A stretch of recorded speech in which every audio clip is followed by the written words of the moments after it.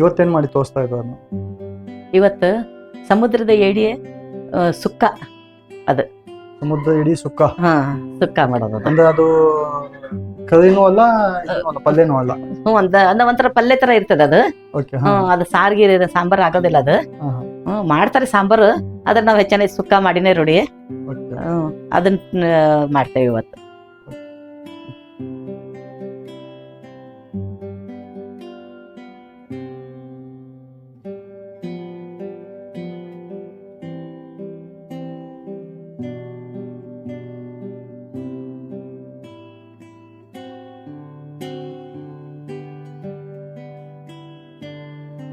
ಇದು ಸಮುದ್ರದ ಏಡಿ ಕಟ್ ಮಾಡಿ ಕ್ಲೀನ್ ಮಾಡಿ ಇಟ್ಟಿದ್ದೇವೆ. ಏಡಿ ಸುಕ್ಕ ಮಾಡೋಣ ಇವತ್ತು.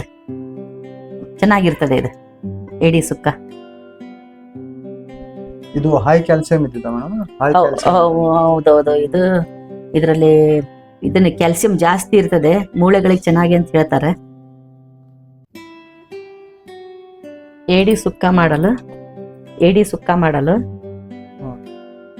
ಅದಕ್ಕೆ 2 ದೊಡ್ಡ ಈರುಳ್ಳಿ ಸಣ್ಣದಾಗಿ ಕಟ್ ಮಾಡ್ಕೊಂಡಿರ್ಬೇಕು.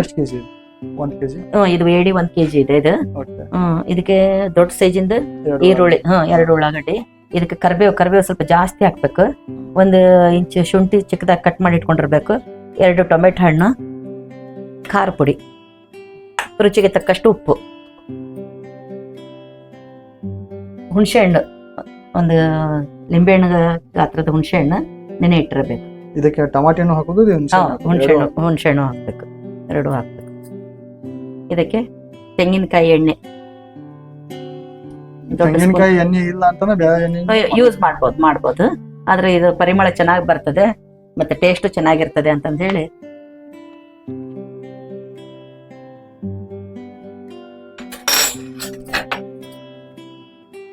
ಎಣ್ಣೆ ಬಿಸಿ ಆದ ನಂತರ ಹಸಿ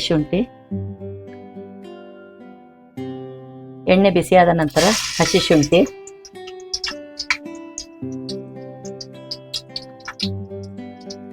ಕರಿಬೇವು,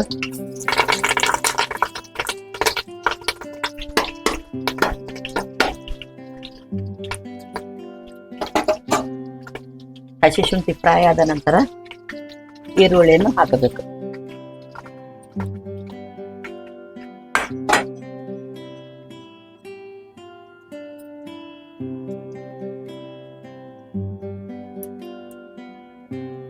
ನೋಡಿ, ತೆಂಗಿನಕಾಯಿ ಪರಿಮಳ ಎಷ್ಟೊಂದು ಚೆನ್ನಾಗಿ ಬರ್ತದೆ. ತೆಂಗಿನಕಾಯಲ್ಲಿ ಅಡಿಗೆ ಮಾಡೋದೇ ಒಂಥರ ಖುಷಿ.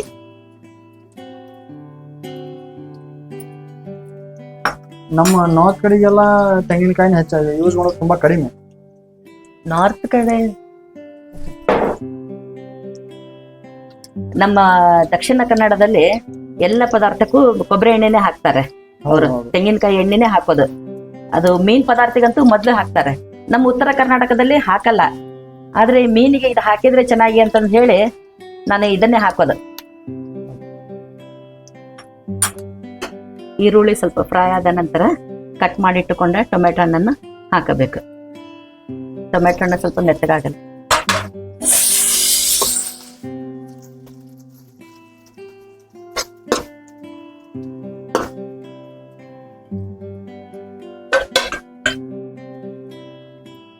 ಟೊಮೆಟೊ ಹಣ್ಣು ನೋಡಿ ಎಷ್ಟು ಚೆನ್ನಾಗಿ ಮೆತ್ತಗಾಗಿದೆ. ಮೆತ್ತಗಾದ ನಂತರ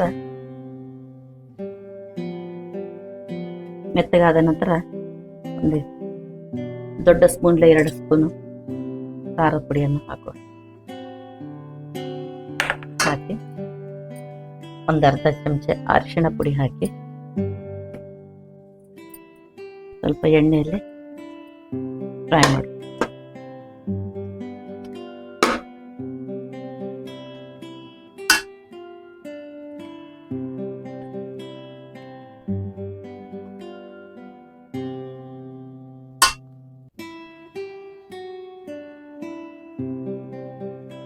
ನಾವು ಮೊದಲೇ ನೆನೆ ಇಟ್ಟುಕೊಂಡ ಹುಣಸೆಹಣ್ಣು ರಸವನ್ನು ಹಾಕುವ.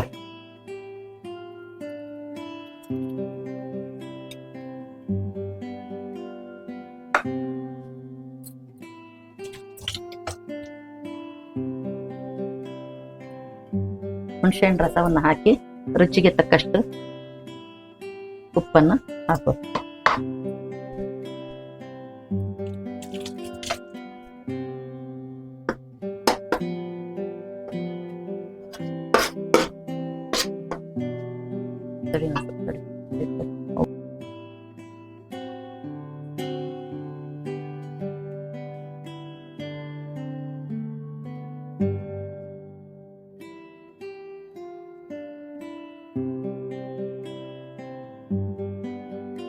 ನೋಡಿ, ಮಸಾಲೆ ಚೆನ್ನಾಗಿ ಬೆಂದು ಸುತ್ತಲೂ ಎಣ್ಣೆಯನ್ನು ಬಿಟ್ಟ ನಂತರ ನಾವು ಮೊದಲೇ ತೊಳೆದಿಟ್ಟುಕೊಂಡ ಏಡಿಯನ್ನು ಹಾಕಬೇಕು.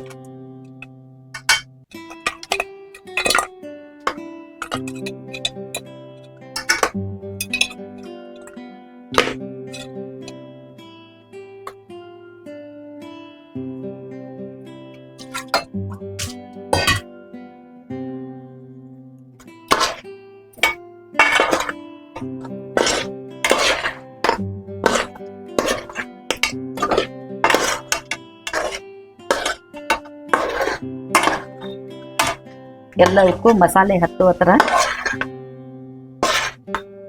ಎಣ್ಣೆಯಲ್ಲಿ ಚೆನ್ನಾಗಿ ಫ್ರೈ ಮಾಡಬೇಕು ಒಂದು 5 ನಿಮಿಷ.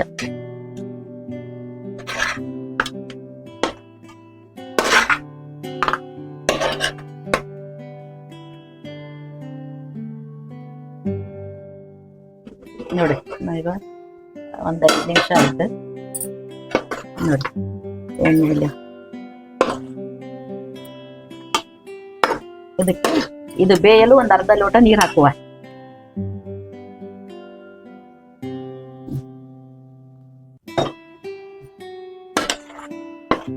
ಇನ್ನೊಂದು 5 ನಿಮಿಷ ಬೇಯಿಸುವ.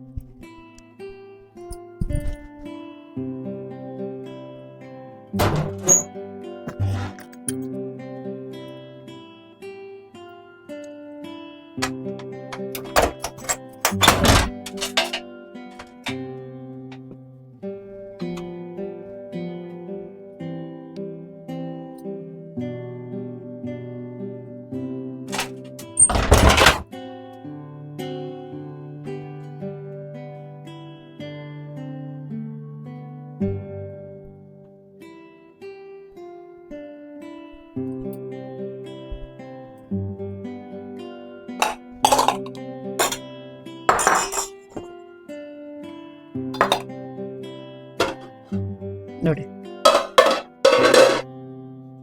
ನೋಡಿ, ಪರಿಮಳ ಎಷ್ಟು ಚೆನ್ನಾಗಿ ಬರ್ತಾ ಇದೆ. ನೋಡಿ, ಸುಕ್ಕ ರೆಡಿ ಆಯ್ತು. ಇವಾಗ ಸ್ವಲ್ಪ ಮೇಲ್ಗಡೆ ಕೊತ್ತಂಬರಿ ಸೊಪ್ಪು ಹಾಕಿದ್ರೆ.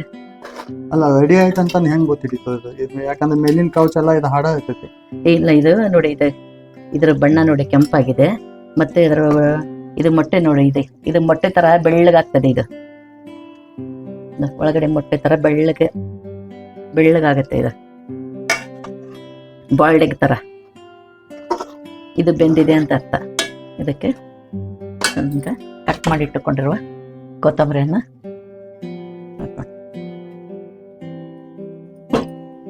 ಎಲ್ಲಾ ಅಡಿಗೆಗೂ ಅದು ಕುದ್ದಾದ್ಮೇಲೆ ಕೊತ್ತಂಬರಿ ಕಟ್ ಮಾಡಿ ಇಟ್ಟ ಕೊತ್ತಂಬರಿ ಮೇಲ್ಗಡೆ ಹಾಕೋದು.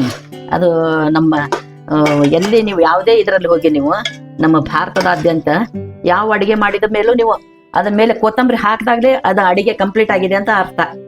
ಅಂದ್ರೆ ಅದ ಟೇಸ್ಟಿಗೆ ಇದಕ್ಕೇನು ಸಂಬಂಧ ಇಲ್ಲ. ಅಲ್ಲ, ಟೇಸ್ಟಿಗೆ ಅದು ಬಾಯಲ್ಲಿ ಬಂದಾಗ ಅದೆಲ್ಲ ಟೇಸ್ಟ್ ಚೆನ್ನಾಗಿ ಗೊತ್ತಾಗ್ತದೆ. ಆಮೇಲೆ ಪರಿಮಳ, ಕೊತ್ತಂಬರಿ ಸೊಪ್ಪಿನ ಪರಿಮಳ ಇದೆ ಅಲ್ಲ, ಅದು ಅಡಿಗೆಯಲ್ಲಿ ಇರ್ತದೆ ಅಂತಂದು ಹೇಳಿ ಮೇಲ್ಗಡೆ ಹಾಕೋದು. ಅದನ್ನ ಮೇಲ್ಗಡೆ ಹಾಕಿ ಮುಚ್ಚಳ ಮುಚ್ಚಿದ್ರೆ ಆಯ್ತು.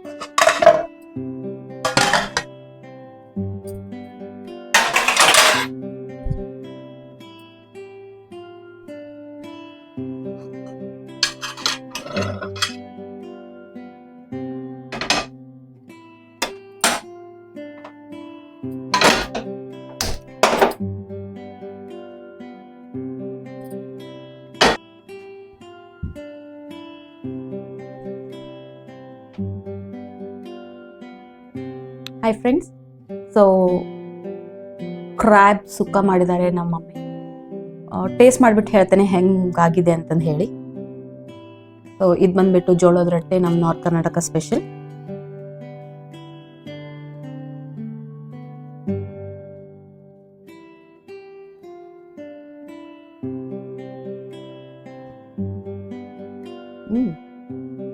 Super. So Mangaluru style crab sukka ಭಾಳ ಚೆನ್ನಾಗೈತೆ ತಿನ್ನಾಕ. ನೀವು ಆಲ್ಸೋ ಟ್ರೈ ಆ್ಯಂಡ್ ಕಮೆಂಟ್ ಮಾಡ್ರಿ ನಿಮ್ಗೆ ಹೆಂಗೆ ಅನಿಸ್ತು ಅಂತಂದು ಹೇಳಿ. ಇದು ಸ್ಪೆಷಲಿ ಜೋಳದ ರೊಟ್ಟಿ ಜೋಡಿ ಅಂದ್ರೂ ತುಂಬ ಇನ್ನೂ ಚೆನ್ನಾಗಿ ಅನಿಸುತ್ತೆ. Thank you.